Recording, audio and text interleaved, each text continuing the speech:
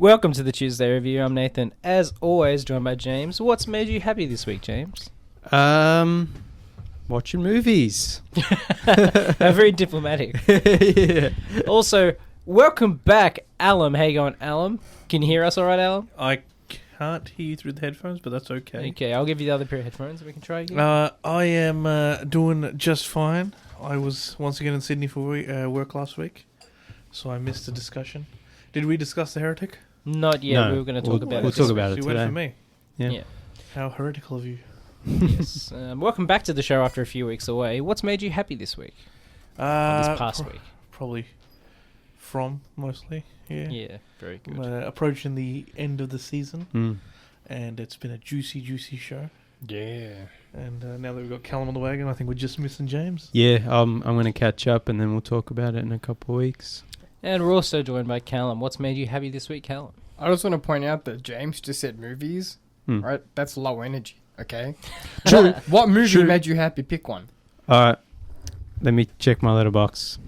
And while James is checking his stuff out, James scrolls through the letterbox. It's just the- full of, it stinks, it stinks. No. The Talisman by Stephen King and Peter Straub made me happy because Alum and me sometimes read the same books. He asked me for a recommendation, Yes. and the one I wanted Alum to read, the Chronicles of Thomas Covenant, The Unbeliever, was not available in audiobook, which is how Alum digests his media. Yeah. So I found The Talisman, which is apt because eventually it'll be a Netflix show, apparently. Yeah. So I was like, you know what? Might as well get in on the ground floor. And it's written by Stephen King and Peter Straub in 1985. So it has a younger Stephen King vibe to it, which I'm really digging. James, Oh. very good. Me? Yeah. Well, I could pick many different things, but Just pick one, man. It's all right. Just say, oh, the listeners have made me happy. What listeners? There's like 3 of them. Are you disparaging the 3 people that listen? No, I love We them. appreciate you people very much. We appreciate all the cousins, all 3 of them. Yes. So Um, they'll be the better, first Al? in on the merch drop. That's it. You're better with headphones? I think so. Okay, good. test. Test. Yes.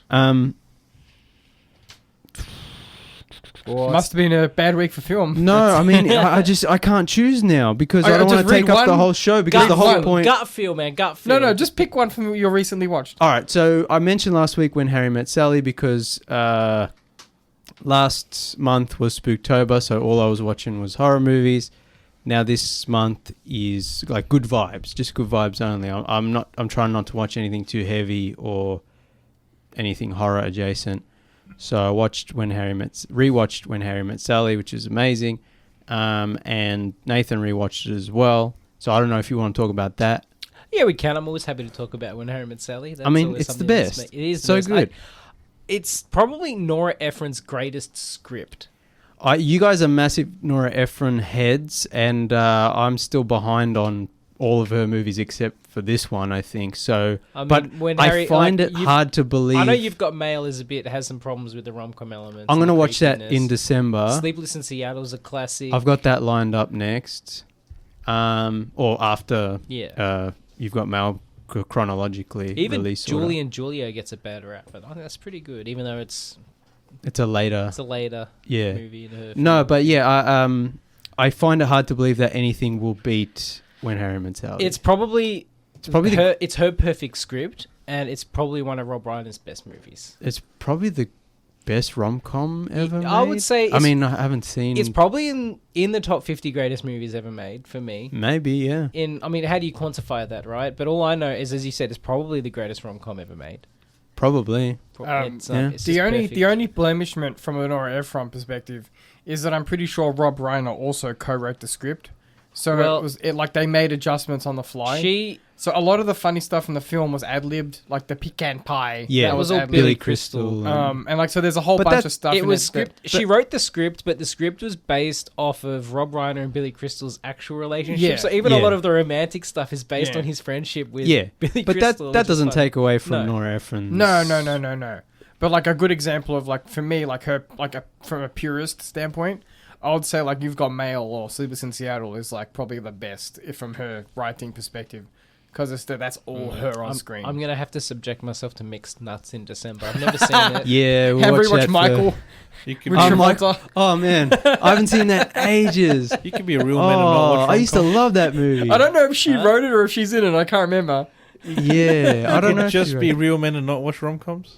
See, You know what, so I'm you're Mr. locking yourself- Toxic no, no. Masculinity You're locking over yourself here. out. You're locking yourself You out. missed man. out on so many Don't good focus movies. on the rom. Still haven't watched Barbie. Don't worry about the rom. You focus on the com. No, but this is an interesting thing to discuss because the version of rom-coms that we get now aren't like the rom-coms that we had in these the aren't 80s. Hallmark movies. This is it's also not like How to Lose a Guy in 10 Days, No. early 2000s. These These is are adult classic movies. Aimed 80s. at everyone. Yeah. Yeah, rom-com. like proper, like not just like hot guys on screen These aren't falling in love movies- with like These hot are girls. These aren't- cinema, these like aren't- film. These aren't chick flicks. Yeah, that's what right. does Aaron Brockovich count as? That's a law. That's like a drama, Yeah, that's yeah. like a legal movie. Yeah. That's not Based a on rom-com true at all. story as well. Erin Chaco Snitch. And that was a group effort. Aaron Chokovich is my favorite. But like, I think if you watch these movies, you'd actually enjoy them because it's not about the romance; it's about the characters. So like, you take like you've got Mel, for example. Tom Hanks is equally as important as Meg Ryan. It's not like you're watching it and you're like, oh, you know, I wish a man would fall in love with me. You know what I mean? Yeah. It's like it's not like if you watch a rom-com today, chances are it's going to be more skewed towards the female And because perspective because especially- that's who goes to see these movies now. Especially because they don't make movies like they used to, especially comedies. The mid-budget movies don't exist. Yeah, anymore. so all the rom-coms are on like streaming, and they're all like made They're for all streaming Hallmark- garbage. Hallmark movies. Yeah. Quotes. Or they get like like Lindsay Lohan's in a bunch of them now, and it's like, it's just there's just they're content for No, streaming. and there are a lot of people like Alan who's like rom-com not interested. I'm like, Yeah. but you've got to separate the movies of today to the movies they made back then because they're not the same. Yeah. It's also one of those. Yeah. It's one of those things where you'll see an actor See, and you're like, oh, I forgot they were in because this. Alum is an Dave AI. Dave Chappelle is in You've Got Mail, Yeah. Okay. and he's hilarious. Because Alum is an AI trained on Twitter, like he's a white supremacist. Also, and, the kind of movie- Mate, my toxic, training makes sure I'm alpha going to male, become the next Sigma. president of the United States. Sigma That's it. The male. algorithm is tainted by Elon at the moment. Yeah. But like the dialogue in them is also really great as well. Because it's not just like buff guys going for beautiful women all the time. I mean, Meg Ryan is like the most beautiful of all women, maybe ever, to quote Donald Trump. But, to paraphrase, I should say. Like you look at Sleep When Harry Met Sally, right? That's full of one-liners that you can it's quote at hilarious. any time. It's full of some of the greatest back and forth I mean, banter when in Harry like Met movies. Period. When Harry Met Sally is almost just a Woody Allen movie with a bigger budget. Like having rewatched it recently, Kinda. I mean, that dialogue yeah. flow, it's peak, like to use lack of a better term, peak New York Jewish humor. Yeah. Yeah, I mean, even you look at like, yeah, we need to sit you down one day with a list of these films, and then I want to see how you feel about them. Also, she directed Michael, Nora Ephron. But she didn't write it? No. Humor speaking, they just gave me like the Asian version of this was when Halle met Sari. Thanks, Hallam. See, I'm gonna keep my we finger close to the dumb we button. had such a great episode last week, and now Alan comes back. It's derailed. Hey, this Classic. is the episode people really want. No, Oh, but, yeah. but this is an interesting conversation we might have to revisit in the future. I'm like rom-coms and toxic masculinity in general, because when people think of rom-coms these days, they think of something completely different. Well, it's It changed, but it's yeah. also I mean, not just People like rom. I'm a man. I don't need the rom in the com. That's Yeah, kind but- of how most of the time films have been sold to me, growing up is, I don't think, like anyone in my family would put on like a rom-com. Or if it's on the TV, and the moment somebody kisses, you switch the channel. Hey, Sholay So- has elements of that. Yeah, yeah. Sholay Indian movies has, have romance, but they- although they don't kiss because Yeah. it's It's taboo. it's It's illegal. Oh, they did in Fighter, and I was like, turned to Alan and I was like, they should be in jail. What's going on here? This never happens. They're breaking those Breaking the rules. cultural laws. Yeah. cultural boundaries. Although I guess maybe if it's our screening might have been different than the ones. That's always true. in I'd the like home. to see the difference between screenings. Yeah, Mm. might have been they shot it twice or cut it. Yeah, so When Harry Met Sally, always a classic. It's the And, best. I'm glad I rewatched it. Yeah, and like we talked about when I came back from Europe, I got the 4K, which was only released in Germany, and there it's called Harry und Sally, Yeah, Harry Met Sally. and the picture was incredible, just Yeah. fantastic looking disc.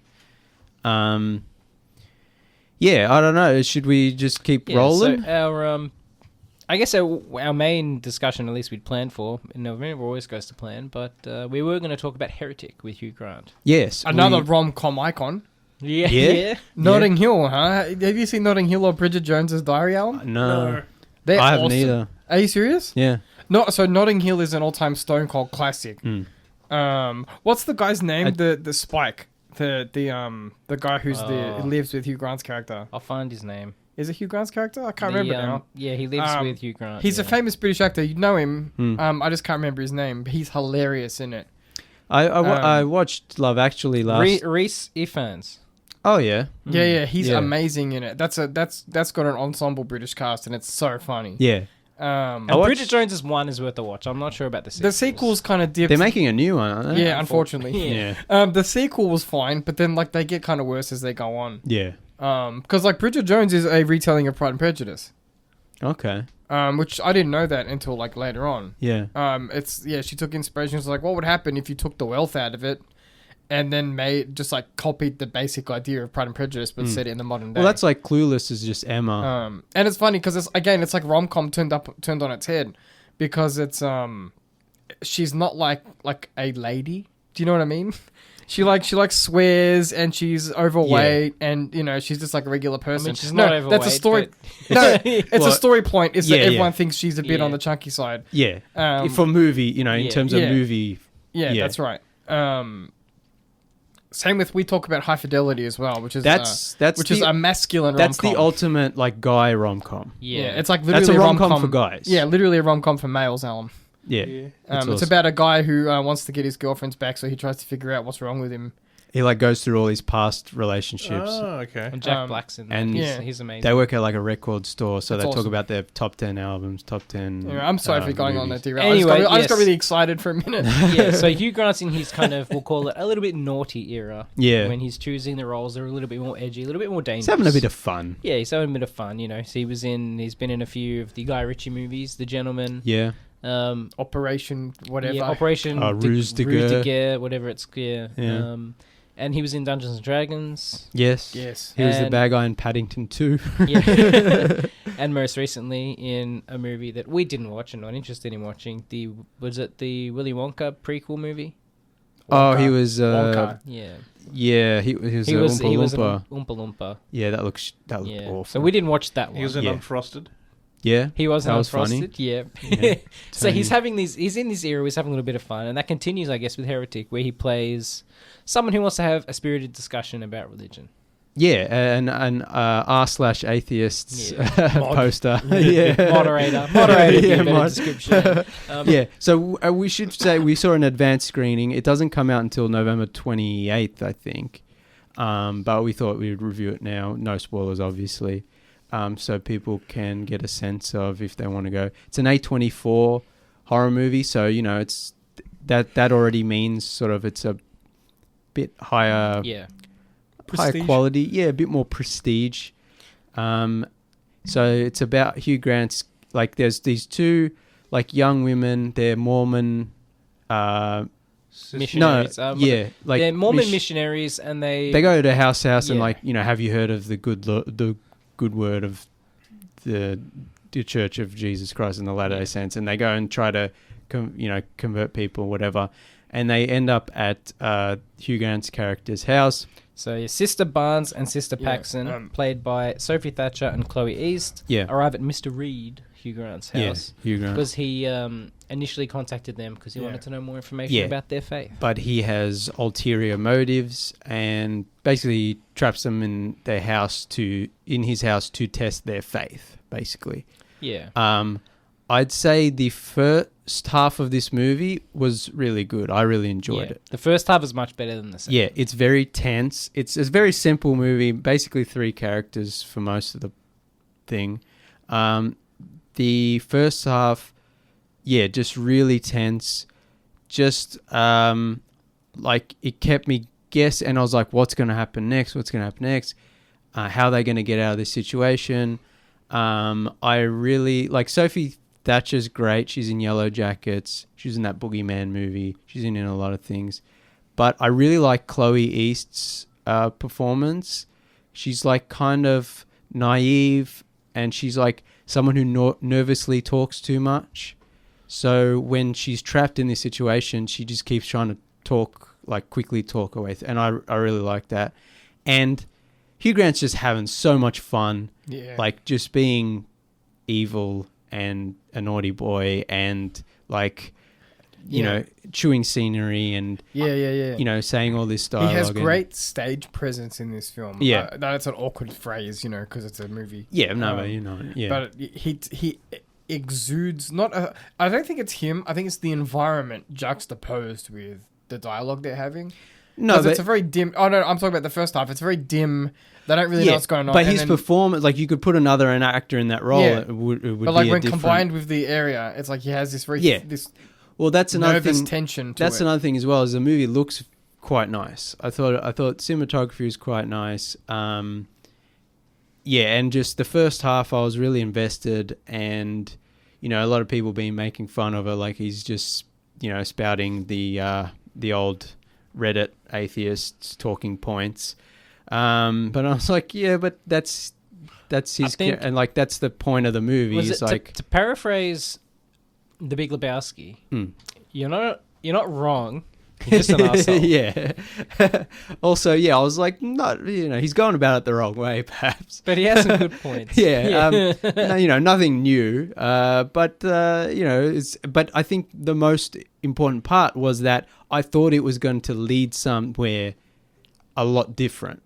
Yeah. And this comes to my point is the second half just kind of loses all momentum and just kind of fizzles out. It falls into very traditional kind of horror thriller territory. Yeah, I mean, the first just the trailer alone, and then the first half sets up so much. It sets up, without spoiling anything, it sets up a more, I would guess, possibly a larger story or a larger experience in the movie that it delivers. And then it pulls the it's rug. Very it's especially like because in the trailer, I don't want to give too much away, but there are certain things that you see in the trailer that you see and you see in the first half something a bit different, where you're like, this is going to be a lot more intricate. That's what I was looking for. There's going to be intricate. more not only more like journey through the house, but just more journey through the girl's faith. The girl, and like pushing testing their limits of their faith. Yeah.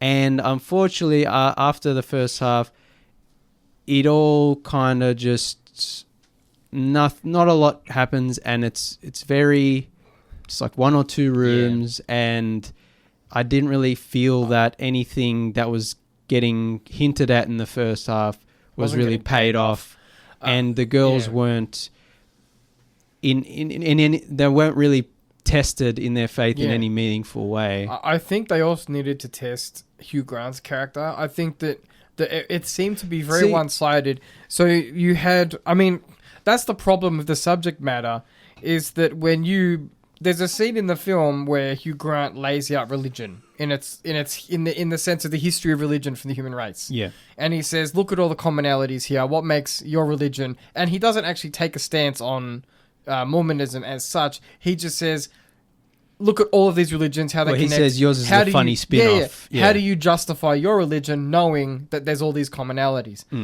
I was like, that's interesting. But the problem is you can't really push back against it because, frankly, it's just kind of true. It's just a thing that is real in the sense that it's like, if you're going to ask those types of direct questions, you almost need to have something supernatural happen to give them authority to rebel against what Hugh Grant is saying. Which is why it's not enough for him to just say those things and then for the rest of the movie not to explore anything. So, like whether the girls are they are confirmed in their faith at the end, or whether they lose their faith at the end. Yeah, remember, let's be careful not to get into spoilery territory. Yeah, but whether either way, whichever way you're coming at it, the movie after that's setting up in the first half, after the first half and the second half is just like it doesn't really do that. I think that either they needed to have the heroes have more. Have like wittier or more insightful things to say to rebuff Hugh Grant, or they needed to take those dialogues in a different think- direction. Yeah, they needed Joseph Smith to come down. To I allow heard you talking shit about my religion. to allow more of a The back magic and undies Yeah. saved them all along. Yeah. to allow more of a back and forth. Yeah. Because the way the way I interpreted it is it's very one-sided from Hugh Grant's character, whereas I think it's more Yeah. given without spoiling it, given like the things that we know, I think it'd be a more interesting film if Hugh Grant's beliefs were questioned more than they are in the film as it stands now. Yeah. Or, like, we even suspected, trying to dance around spoilers, we even suspected that his character was actually coming from a different Yes. point of view than he initially... Yes. Like, perhaps not a completely atheistic view, Yeah, and which, that's- again, isn't really... And that's what I was. doesn't really And that's one of the pay things off. that. So I'd be interested to see the history of this film's production. Like, there are elements in here that I would swear were notes, production notes. Like you're saying, like No... like- no. I mean, like what you were saying. Like, there's these hints of a larger world that may or may not I be think- explored further in the film. And I'm like, it's almost a dissonance, if that makes sense. Where No, I'm like, I think the writers just had a really strong first half, and then they kind of just didn't know exactly how to pay it off, and they had a couple ideas, and then it kind of ends similarly to a lot of other horror thrillers. I think they just didn't stick... Not only did they not stick the landing, they didn't... I agree with James here. I feel like they had a core idea and they Yeah. couldn't pay it off. Yeah. it's hard for me to express myself without spoilers. Yeah, it's very hard. So maybe we'll just revisit this in more detail Yeah. another time. But like I thought it's hard to review in a way as well. To say like, oh, go see it or don't go see it, because I think the first half I did really like, but then Yeah. if the whole rest of the movie isn't that good, it's like, is it worth going to the cinema to see? I would But- classify this as maybe a wait for streaming, but Yeah, watch but it when then- it comes But to then streaming. also it looked very nice. So we're seeing it on the big screen. I thought And the was a good. performances were good. Yeah, and the sound was good. Yeah, the performances are great. So, the sound. Yeah, so like, yeah, I wouldn't say don't go to see it, but also, yeah, you can probably wait for streaming. I don't think it's one of the best A24. Maybe don't go if you're very religious, though. Oh, that also. yeah. It There was doesn't a- matter what religion you are. Everyone's going to drive by in that film. If you're not, yeah, exactly. If you're not, Which I appreciate that as equal opportunity. yeah. Well, as he says in the movie, they all spread from the same. Yeah. What do you Seeds think, sort of Alan? thing. We haven't heard much from you. Well, I'm going to, technically just echo James's points there, that it had a very strong starting. And unfortunately, the film ended up writing a lot of checks that its arse end couldn't cash. Mm. And that's kind of where you feel like you're like, well, that's a bit of a disappointment. Like I don't know what I was expecting, but I was expecting better Yeah. than kind of what we received, Yeah, like- especially in that second half. Like I said, when the credits were rolling, I was like, Hugh Grant's character, you think he's one thing, but then ultimately, like we said, he's just kind of an atheist mod. That's not a spoiler because we already said it when we started talking about it. And like that's the energy it kind of ends with. And I was kind of disappointed by that because I'm like, when you have such an interesting idea behind a film, not something we see often these And days. exploring religion, in a way of like, well, where does this all come from? Yeah. Where is it all leading? Like he's questioning it, and he's obviously being a smug kind of atheist mod about it. But I thought it was leading to there's going to be this grander exploration of what it actually, where it comes from, where it's going, what it means to people. But that does not happen. And the strongest parts of the film are the parts when they're having these discussions. Yeah. Because the dialogue when they're talking about it and the direction, like the way it presents the books and then there's all the other stuff in his house, it's really compelling to watch. I think Callum, after the movie, I think you said like, it would be cool just to have a movie of them having a discussion in the house. And I'm like, I almost kind of wish you think this is a horror thriller, but in reality, it ends up being this kind of little chamber play where they're all just arguing about it's the faith religious and- My Dinner with Andre. Sort of, yeah. I mean, there's this Cormac McCarthy is probably my favorite author. He has a play that The Sunset Limited, where it's just two characters. One's a black guy, one's a white guy. One's an atheist, one's a religious person. and they're both basically just arguing their points. And it's the whole. Then they made a movie with Tommy Lee Jones and Samuel Jackson, and it's the whole movie. It's just in this one like little 1-bedroom apartment, kitchen, whatever, and they just argue. It's all about the philosophy of it. I'm just imagining like he's like trying to inflict emotional damage. He's like, "Why do you think you were born 9 months after your parents married? They broke the rules. They had sex before marriage. You know, you were a consequence." And the guy's just crying.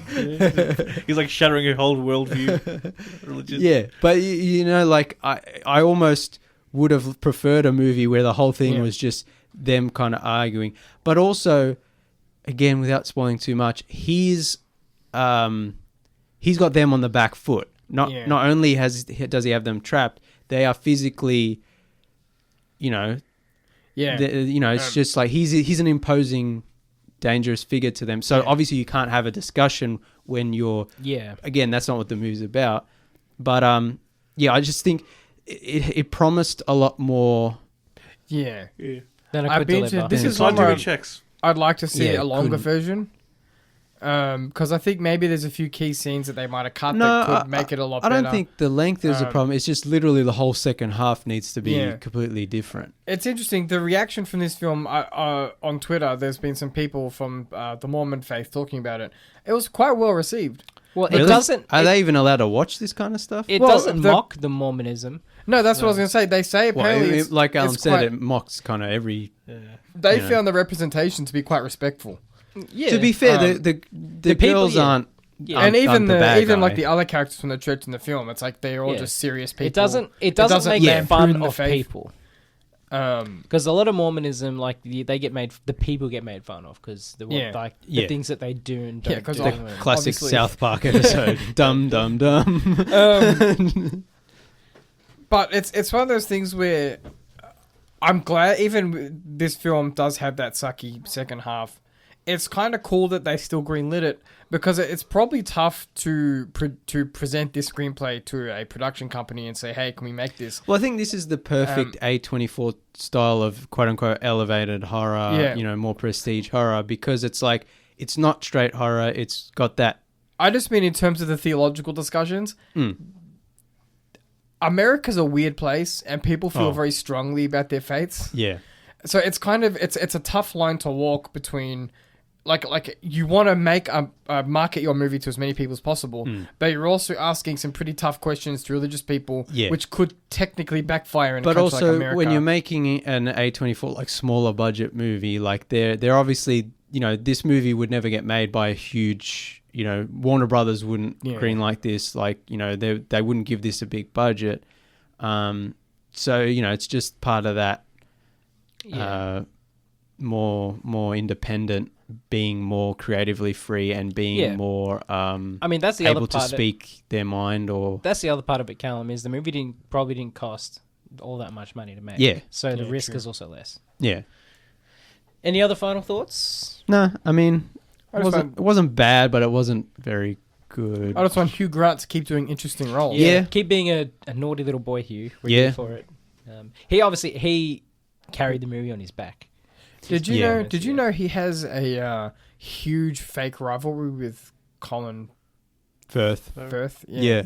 Cal was try not to say Farrell there. Yeah, I had to do the quick. Check. Speaking of Colin, just interesting. They like fake hate each other, which I wonder if that goes back to Bridget Jones's Diary. It's the whole like they were doing like rom-coms British rom-coms at the same time, and it was like this. They're good friends, but I just think that this idea of the fake rivalry is hilarious. Yeah. We'll go to a very quick ad break and we'll be back right after this. You are back on the Tuesday review.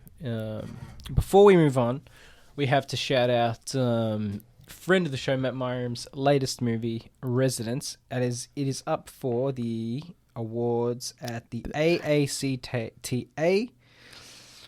for contender for best film and probably some others. He's also won some other awards recently. I think the Best International Feature Film, Best Director, and Best Supporting Actor at some Swedish film festival. Nice. Yeah. Shout out to Residence. So shout out to Residence. We'll be first across it to listeners when they can finally watch it. Yeah. And we also have something coming up later in the week. Spellwards, one of the games we played on PAX, has a Kickstarter launching at the end of the week.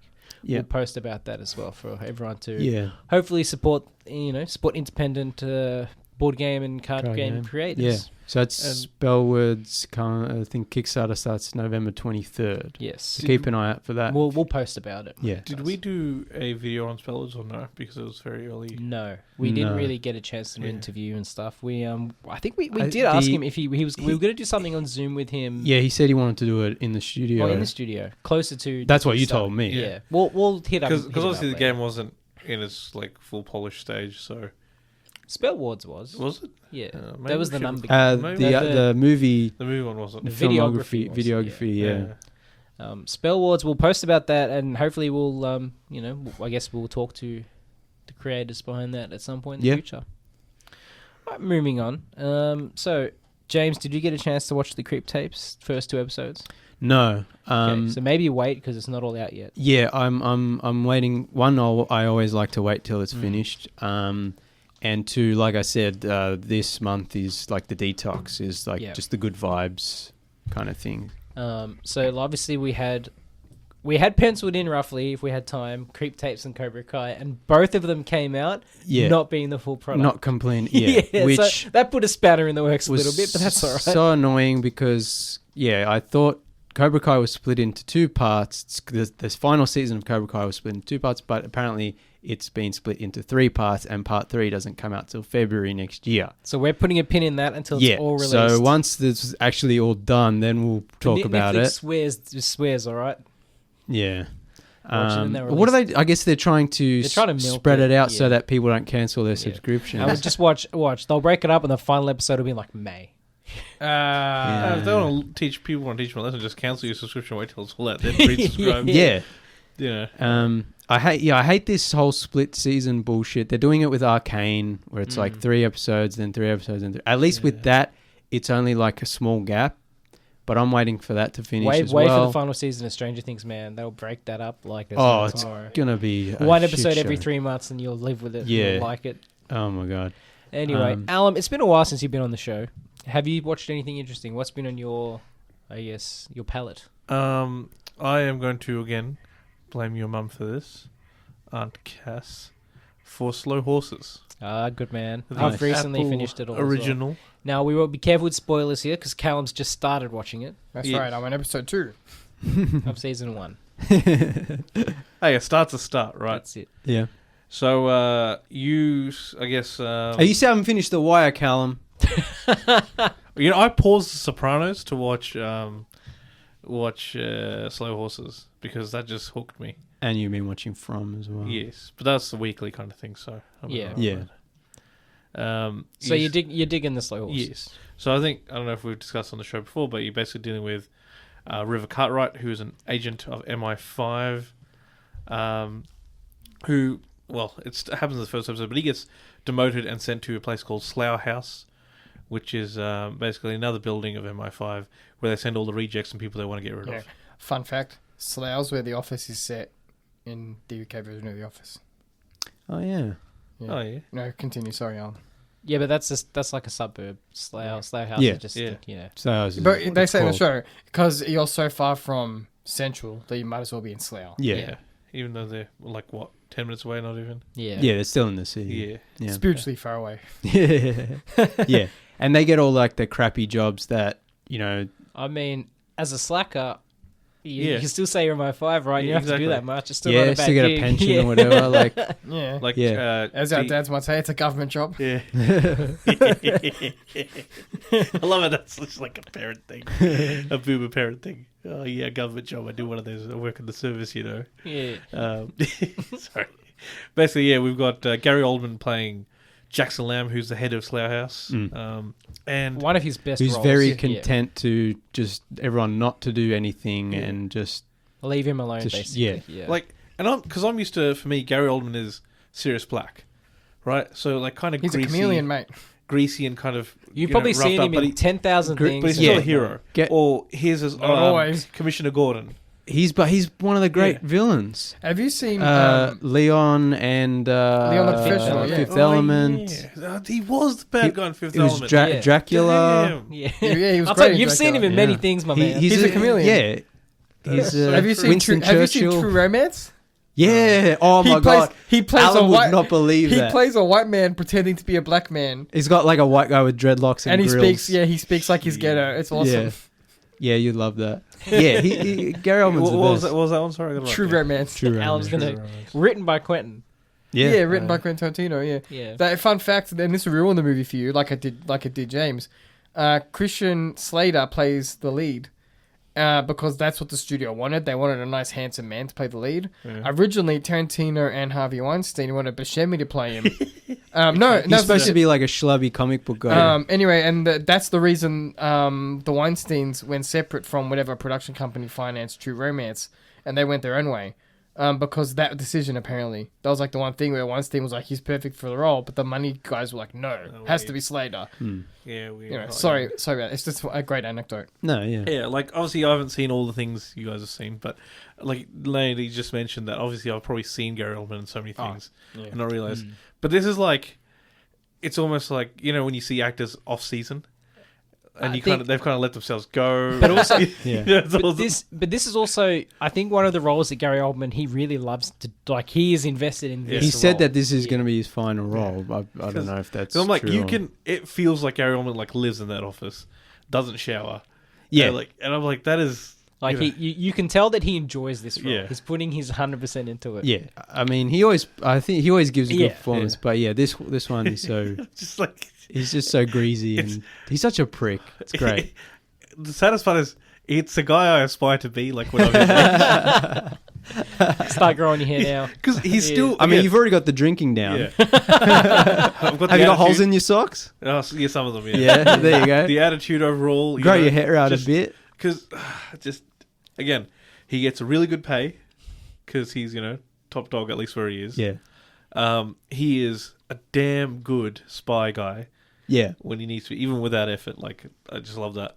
They still got it even as. It's interesting because they go into it a little bit, I guess, further on than Callum's in. But even in the hierarchy of the MI5, he's not that low technically, right? He's the head of Slayer House, but Slayer House reports to like first or second desk. Yeah. I think like, because he was such a good and still is such a good agent. Everyone just leaves him alone. He as you see throughout the series, it's like he's got enough leverage and pull to like walk in and be like, look, to the big bosses, like, look, you got to do this for me because otherwise, maybe someone somewhere will find a little thing on their desk, and like he knows how to play the game. Yeah. He's just kind of jaded and just sick of everything. But at the end of the day, he's a good agent, and he sticks by his subordinate, like his people. The people who work for him. I do wish we had more. I love his backstory elements, like when they do flashbacks every now and again. Like that's so cool. I would like more of that. I don't know if we'll get it.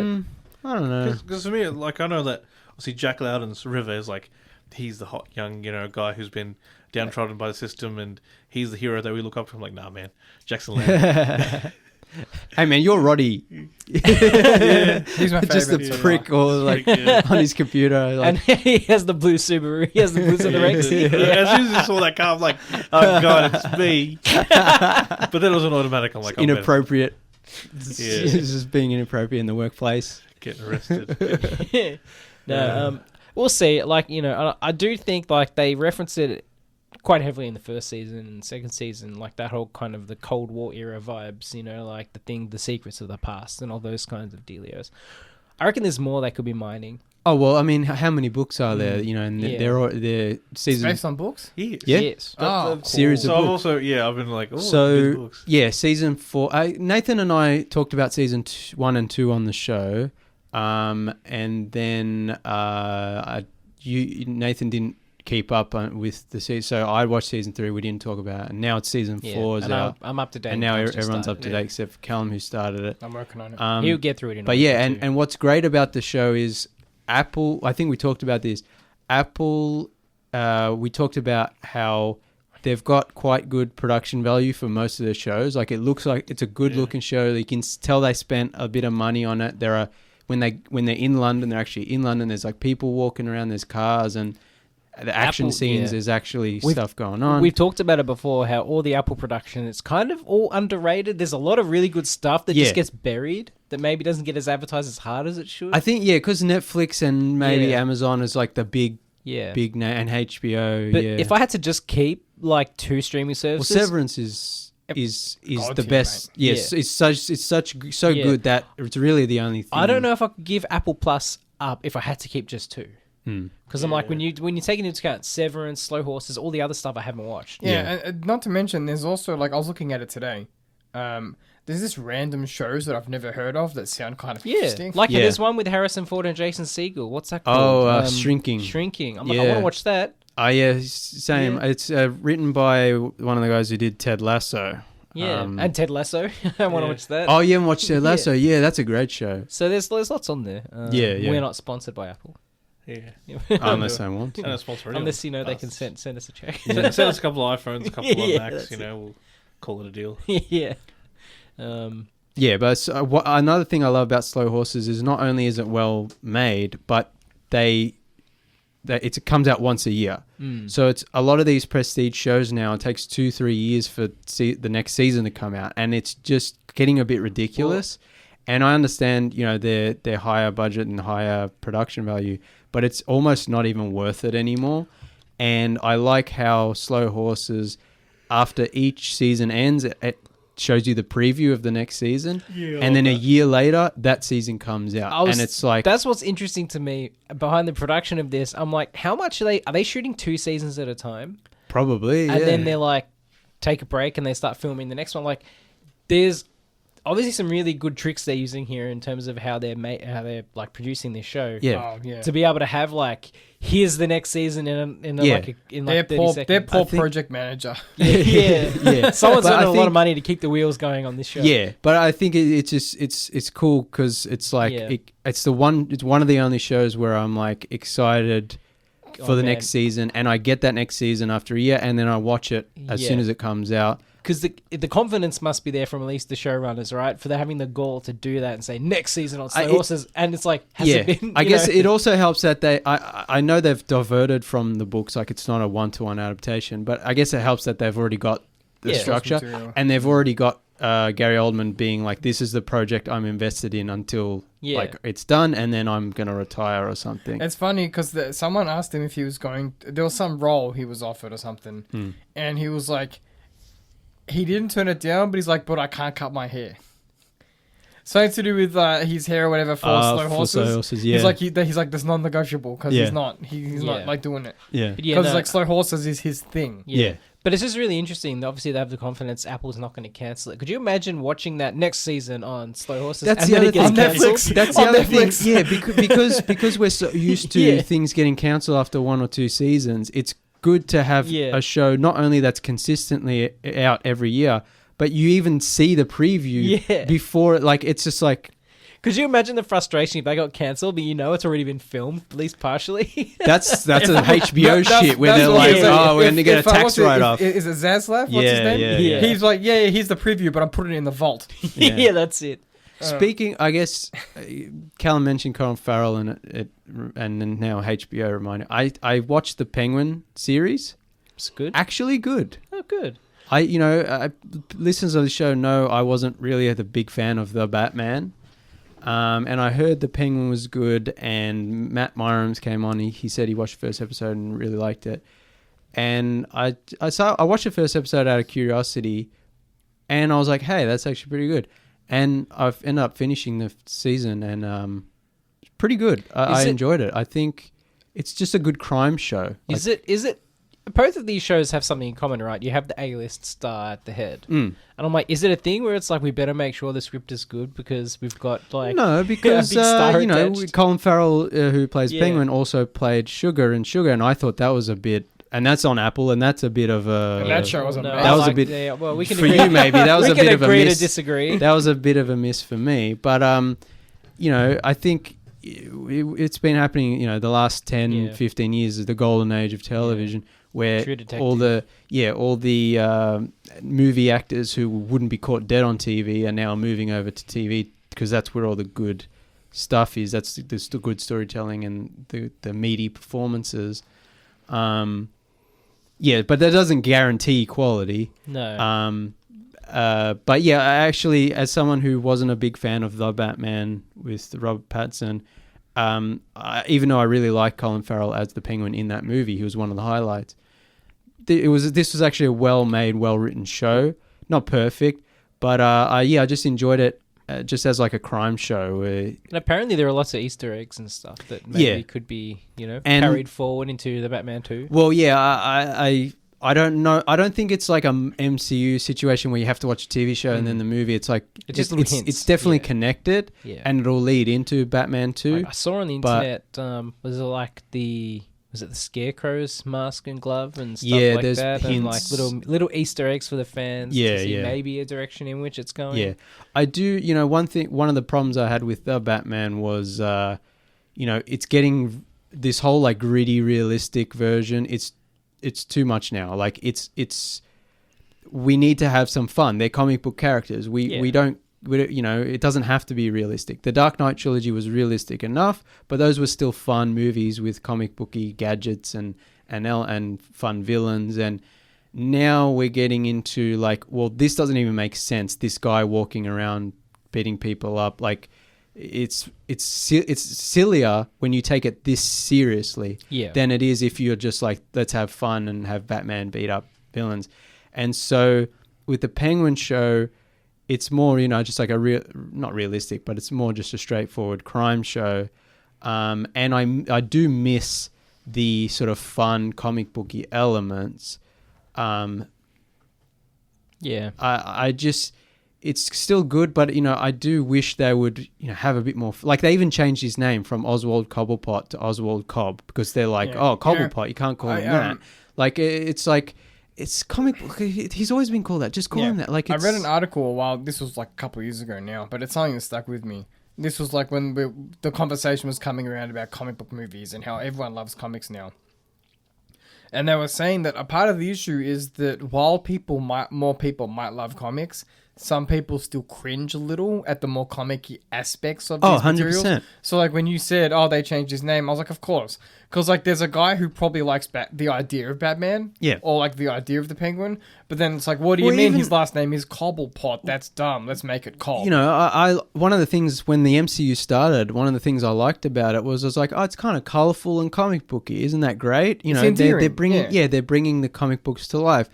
But even the MCU, with all its crazy over-the-topness, like they still do things like trying to explain why a character's costume is that way, Scarlet Witch. Yeah, and I'm just like, no, it's just they're just. And Deadpool, I ended up watching Deadpool and Wolverine, which how'd you go?